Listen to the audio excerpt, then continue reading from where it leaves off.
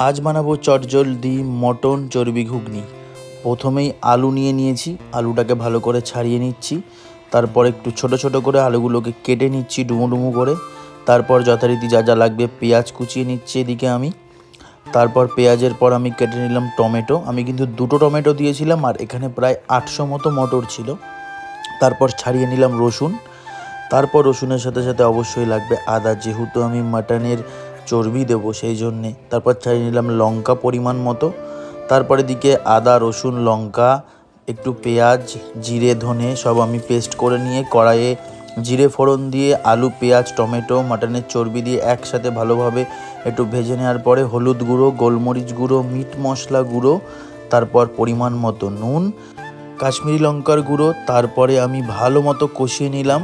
আর কে কীরকম ঘুগনি বানিয়ে বাড়িতে খেয়েছে অবশ্যই কমেন্টে জানাবে। তারপর ফুটতে দিলে রেডি ঘুগনি।